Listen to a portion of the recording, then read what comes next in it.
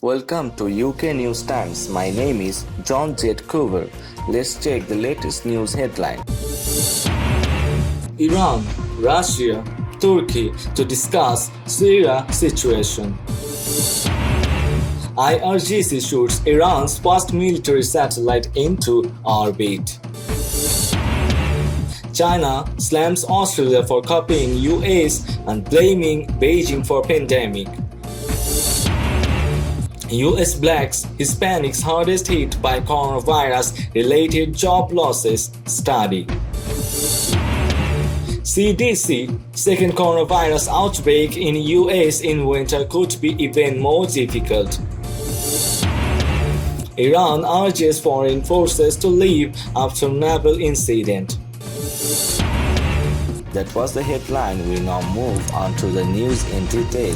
But before that, there will be a request to like this video. The Iranian, Russian and Turkish foreign ministers plan to hold a meeting via video conference on Wednesday to discuss the latest developments in Syria. According to Russian Foreign Ministry, Iranian Foreign Minister Mohammad Javad Zarif and his Russian and Turkish counterparts Sergei Lavrov and Mevlut Cavusoglu will hold the online meeting on April 22, TASS reported.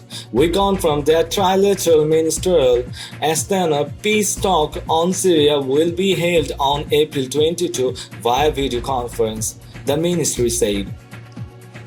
On Monday, during a meeting with Syrian President Bashar Assad in Damascus, Zarif announced that the trilateral talks will focus on Syria's constitutional committee as well as the latest developments in the province of Idlib. The Astana peace talks, which have usually involved from the Syrian government and the foreign-backed militants, began in January 2017 with the mediation of Russia and Iran, Syria's allies, as well as Turkey, which backs several militant groups operating against Damascus. Together, the three countries have been acting as guarantor states for the peace process. The latest round of the talks took place on December 10-11, 2019 in Nur Sultan. The next meeting was planned for March 2020. However, it was postponed due to coronavirus pandemic. The Islamic Revolution Guards Corps IRGC on Wednesday launched Iran's first ever military satellite into an Earth orbit. According to Tasnim news agency, the IRGC successfully put Noor, the first Iranian military satellite, into orbit on Wednesday morning. The homegrown satellite was launched with a three-stage satellite carrier dubbed Coast. The operation was carried from a launch pad in the state Kavir, a large desert in central Iran. The satellite was successfully placed into an orbit 425 kilometers above the Earth. The launch of the military satellite marks a milestone in the space industry in Iran.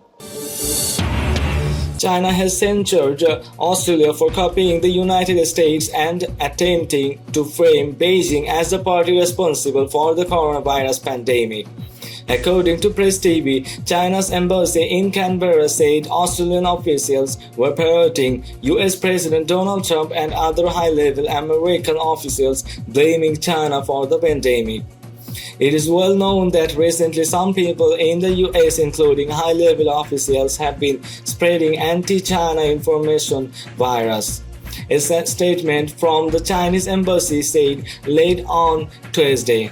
These days, certain Australian politicians are keen to parrot what those Americans have asserted and simply follow them in staging political attacks on China. On Wednesday, Australian Prime Minister Scott Morrison said that in a phone call with Trump, he had sought US support for launching an international investigation into the coronavirus pandemic. Morrison accused China of failing to alert the world to the risks of the coronavirus in a timely and transparent fashion, resulting in economic damage to Australia. Morrison's office said he had also spoken about the issue on the phone with German Chancellor Angela Merkel and French President Emmanuel Macron. The new coronavirus, which has afflicted some 2.56 million people around the world and killed nearly 177,500 others, first emerged in the Chinese city of Wuhan in December last year. The US administration has recently been insinuating that the virus was artificially synthesized in a laboratory in Wuhan. The left facing the accusation has dismissed the claim as a conspiracy theory. A new study shows that African American and Hispanic families in the United States have been hit hardest by job losses in the wake of the coronavirus pandemic. According to Press TV, the study conducted by the Pew Research Center and released on Tuesday showed that ethnic minorities in the United States are taking the biggest economic hit due to the epidemiological crisis, and they are less prepared to withstand the economic blow of it. Hispanics are the worst affected, with over 60% of them saying they are somebody in their family lost a job or had an income cut, according to the research study. The figure is nearly 45% for African Americans and only 38% for white people. Moreover, the study by the Pew Research Center showed that only 20% of Hispanics and 27% of African American adults said they had rainy day funds to cover their bills for up to 3 months, compared with 53% of white adults. The Pew report, based on an April survey of 4,917 adults, highlighted racial disparities inside the US, where minorities suffer a disproportionately higher number of COVID-19 fatalities. The US virus death toll has risen above 45,000 as of Tuesday, and more than 818,000 people have also been infected in the US.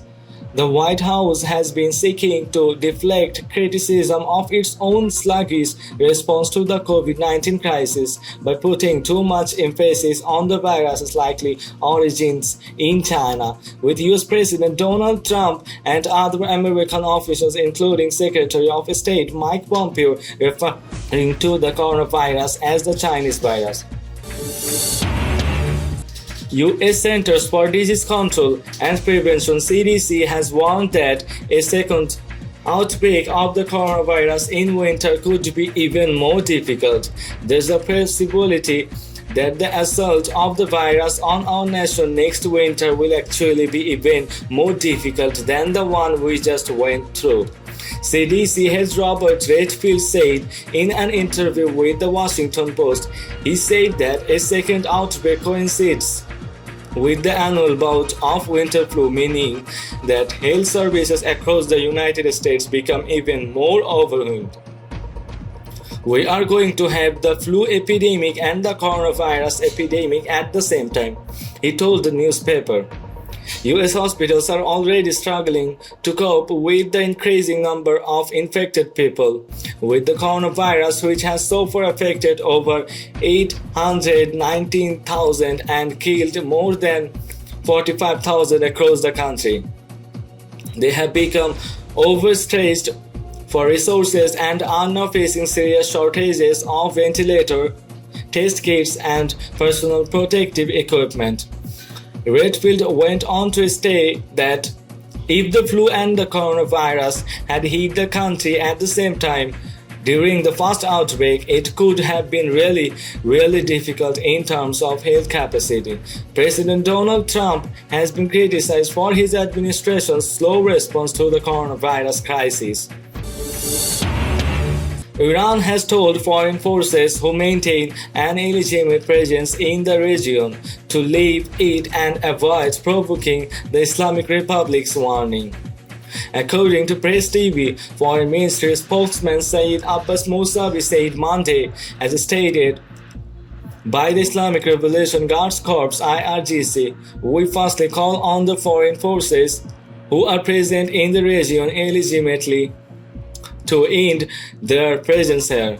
We want them to leave the region as soon as possible, whatever may be the motive for their presence here, he said. Secondly, observe transit regulations and not compel our forces to issue warnings and reminders, the spokesman said, addressing the foreign forces. On Sunday, the IRGC's Navy issued a statement calling the illegal presence of U.S. terrorist forces the main source of mischief and insecurity in the region. The statement reported how the Navy had earlier been forced to increase its maritime patrols in the Persian Gulf in response to repeated unprofessional behavior by U.S. naval forces. Mousavi's comments and the IRGC statement came after attempts by the U.S. Navy and U.S. Secretary of State Mike Pompeo to misrepresent the increase in the IRGC's naval patrols. The U.S. Navy alleged earlier that Iranian boats had repeatedly come close to American military vessels in dangerous and harassing approaches in the waters, while Pompeo claimed in remarks to the Fox News that the corps had behaved in ways that were inconsistent with international law. Mousavi asserted, "This is our region, and if our armed forces are supposed to patrol it, it should be unimpeded. Iran has existed in the region for thousands of years.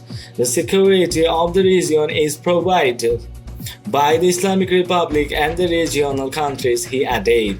Defense Minister Brigadier General Amir Hatami has dismissed the allegations of harassment by Iranian vessels as baseless, while Foreign Minister Mohammad Javad Zarif has slammed the USA's regional presence by reminding Washington that its forces are 7,000 miles away from its borders. Separately, Mousavi addressed a Saturday tweet by Pompeo in which the U.S. top diplomat called on the United Nations Security Council to prolong arms embargo against Iran.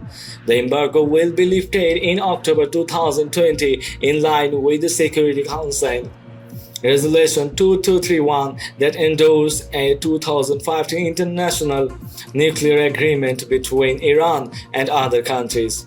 The US left the agreement in May 2018 and returned the sanctions that it had lifted. Washington has ever since been calling on other countries to similarly violate the deal by towing the sanction line and refusing to conduct the trade with Tehran. The Islamic Republic has denounced the U.S. pressure as economic terrorism, and Mousavi said the U.S. focus on expiration of the arms embargo is aimed at deflecting the world's attention from it.